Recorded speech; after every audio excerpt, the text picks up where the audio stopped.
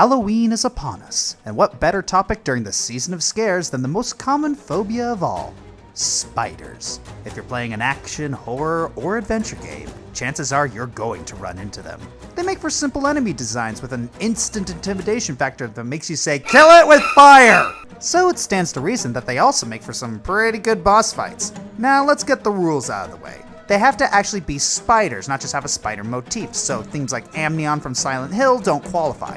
I'm going to be judging them based on their fear factor, memorability, and how effective they are as a boss fight. Let's get these creepies crawling.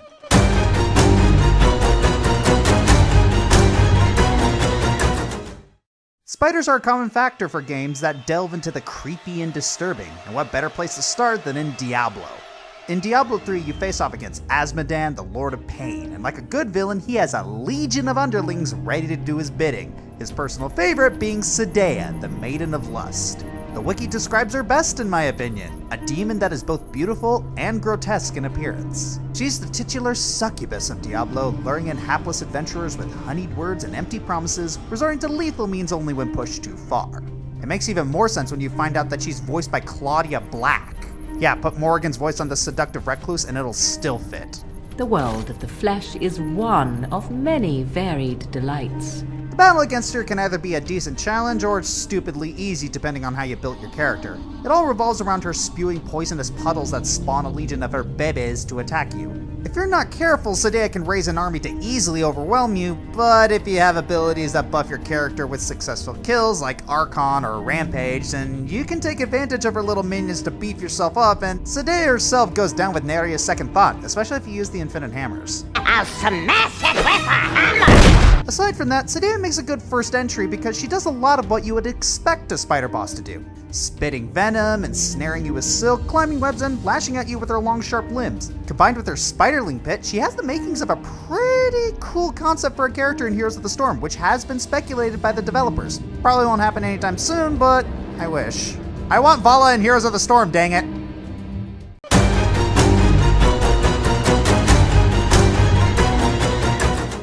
You know some spiders mate by doing this strange dance to essentially hypnotize the other? Maybe that's where Contessa's motif comes from. The Contessa started out as a criminal psychologist and married a wealthy aristocrat who mysteriously perished a few weeks after the ceremony from poison. Gee, I wonder what happened to him. And now, the award for best sarcasm goes to this guy. Oh wow, thank you so much! She then used all that money to set up an institution that's like the demonic love child of Shawshank and the Miserable Mill. Yep, we got some good old PG psychological abuse going up in here. Contessa is sadistic, cowardly, sociopathic, yet well-spoken and educated. She likes to wax poetic about how she's beyond good and evil, yada yada yada. Shut up, Hannibal. Her boss battle is pretty straightforward. All you really need to do is just wait for her to attack, dodge, and then smack her. She does utilize hypnosis later on, and it's your typical goofy sly fare in that it's as goofy as a Wario commercial. Contessa is eventually captured and stripped of her title, where she becomes a real estate agent whose clients are reported to be happy and perfectly willing to pay any price. How did she even get out in the first place? It's not like she can just hypnotize the guards. Oh.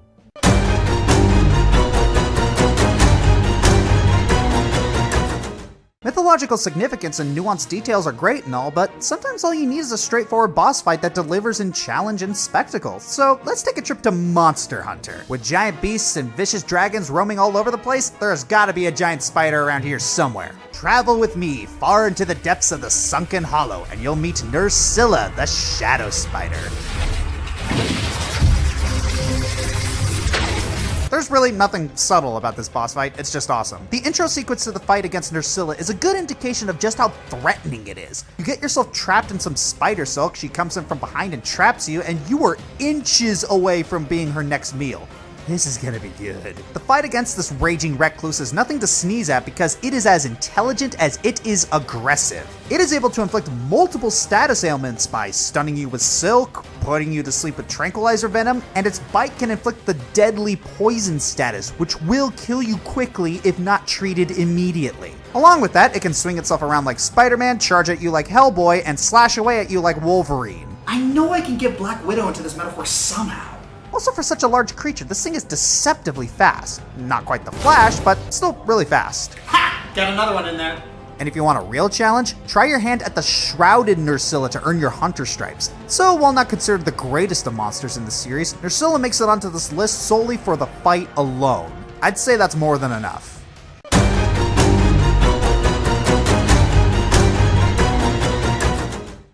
Alright, let's dig out some old memes.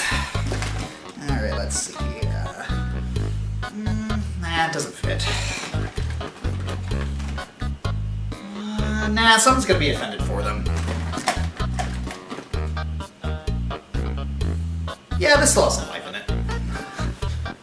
Oh, looky here. Old man Okami hater's giving a compliment. Yeah, credit where credit's due. Okami ain't as bad as Secret of Mana. Yes, there is a spider boss in this game. Yes, it's a competently designed boss fight. Yes, it's made waves in the gaming community for being creepy. Can I go home now?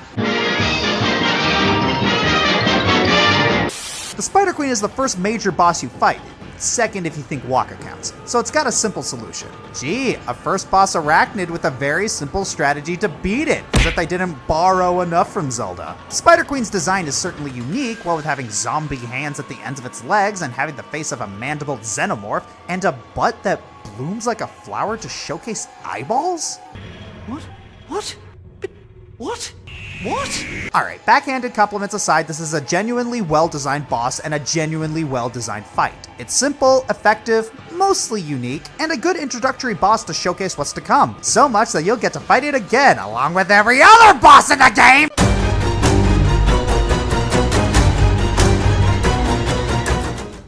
Speaking of Zelda, the Goma have been a staple enemy of the Zelda franchise for a long time, ever since the very first game. Their trademark single-eye weakness is a simple yet effective puzzle, though that effectiveness gets smaller the more you use it. The problem for this list is that most Goma are a variation of arachnid that are not spiders specifically. So, what can you do to make Goma a bona fide spider?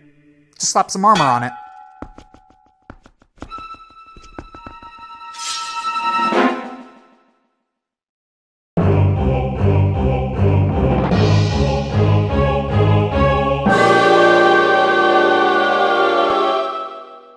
That is a spider. That is a freaking spider. I don't care how macho you are. The way this thing is animated will give you the heebie-jeebies. You'll find Armagoma hiding in the deepest room at the Temple of Time, and you better keep an eye on it, otherwise it will crap out a bunch of little spider babies and oh shoot, where did it get that fire laser? You better kill this thing with fire or it'll kill you with fire. Though for how intimidating this boss can be, it's also very funny.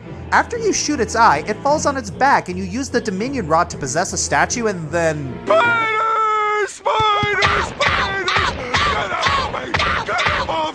Yeah, it's kind of hard to be intimidated after that, especially after you kill it.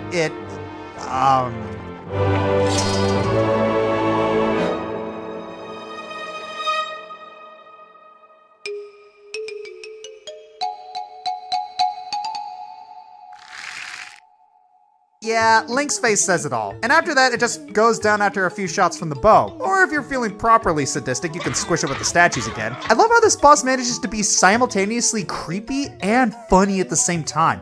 Its design and animation are the stuff of nightmares, but the way you defeat it is just comical. Then again, you beat the Dark Lord of Evil by playing tennis or distracting him with a fishing rod, so I guess it's classic Legend of Zelda flair.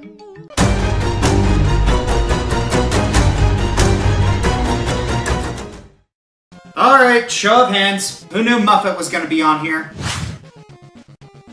Anyways, Muffet from Undertale is one of the many memorable bosses in this game, and yet she doesn't have much of an influence in the main story. She's just this eerie little spider lady in Hotland who stops you in your tracks, quite literally, and insists that you buy one of her baked goods. Everything about her is just, to put it one way, delightfully creepy. Her design has just the right balance of charming and disturbing, and a lot of her dialogue is both humorous and playfully sadistic. The game puts it best: if she invites you to her parlor, excuse yourself. Even so, her boss fight is a lot of fun. It requires you to switch between lines to avoid projectiles and her darling pet. All the while you're treated to a boss theme so catchy, they ripped it off from Mad Mew Mew.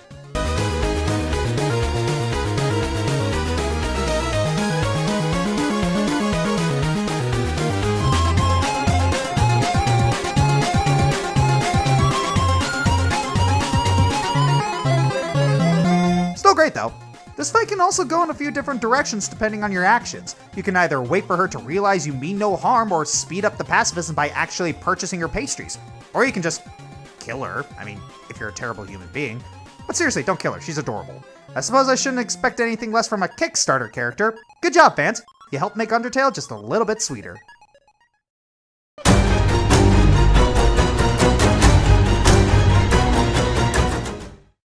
Look, I don't like Dark Souls. I see why people like it, but it is not for me. I didn't get past the first boss because I was so bored. But as a countdown artist, I must do my duty, and after researching this list, apparently this is a very popular boss in the community.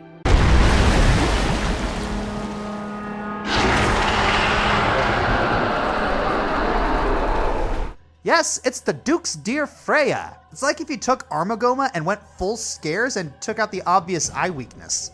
But yeah, the similarities to Armagoma are pretty obvious. It's armored so you can't hurt it other than the weak point on its face, it attacks you with its babies, and it has a laser beam. Oh, but it's an ice laser beam, so it's totally different. I think you're mistaking me for someone completely different! One thing to note for this boss fight is the subtle deviations for the rest of the Dark Souls bosses. It doesn't actually possess the great soul you need, it just happened to make its home at its location, which is the corpse of a great dragon. Oh yeah, strap in folks, because this backstory is dark. The Duke's Dear Freya actually started out as a simple little insect who was the pet of the Duke of Seldora. During a mining expedition, Duke Seldora discovered the remains of the great dragon as well as the writhing ruin, which possessed the little Freya, causing her to grow in size and power. Eventually, she grew so large and bred so quickly that she overran the town of Seldora, and because of his sick obsession with spiders, the Duke simply watched in sadistic glee. His fate remains unclear, but theories suggest that he desired to become a spider himself, which might explain the second head on next century!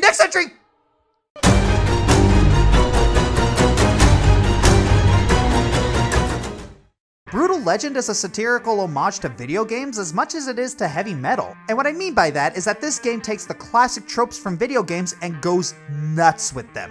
Headbangers and razor girls are your typical infantry and artillery units. Side quests make no effort to hide that they are merely just side quests, and it even gets the classic guy dang it trope right. Seriously, how many people did not know how to free those darn dragon statues? So let's go ahead and mark the spider boss off the trope checklist, because this game delivers with the beautiful but deadly Metal Queen Chrome Recluse. That is the best name for a spider boss.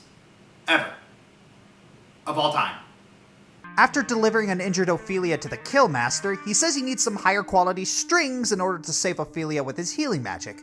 The Metal Queen Chrome Recluse is the only creature in the realm that can spin those kinds of strings, but there's a bit of a problem. But we don't go into her lair anymore unless she bites us in half, suck out our innards, and lay her eggs in our eye sockets. Ugh.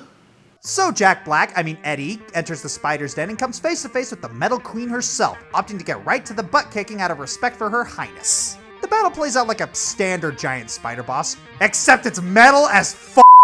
She slashes away with her metallic appendages, sends an army of her babies to attack you. That seems to be a theme in this countdown.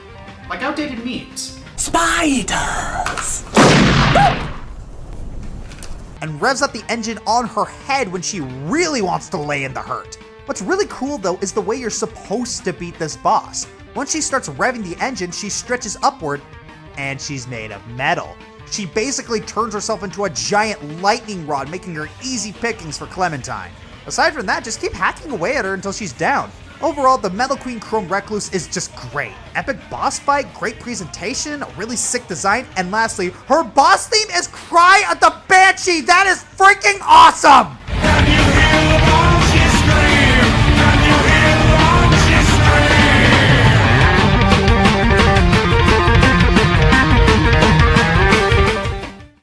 The great thing about Mario RPGs is that they aren't the main canon and have a different audience. It means they can get away with more things. Possessing Peach in a Mario RPG? Totally okay. In a mainstream Mario game? Apparently too much. Having a little girl break her neck, spin it right round, and transform into a giant spider in an RPG? Totally okay. Mainstream Mario? Yeah, like most elements from Mario RPGs, the shapeshifter Mimi made some serious waves in the community. This totalitarian tyke's twisted transformation into a giant spider was only the icing on the cake as she mumbled her name creepily while she chased you Dahaka style throughout the level. Seriously, put some Godsmack on there and you can barely tell the difference.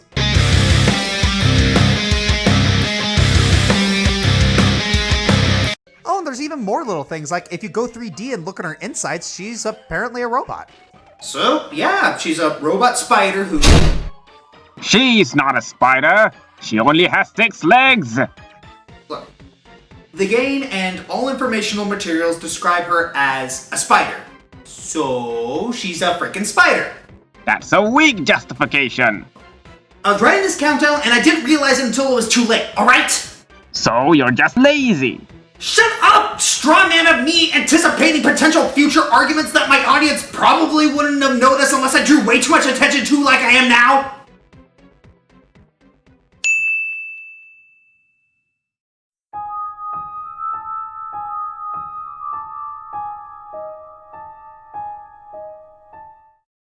So, you've probably seen a pattern with a couple of these spider bosses being effective and how they elicit fear.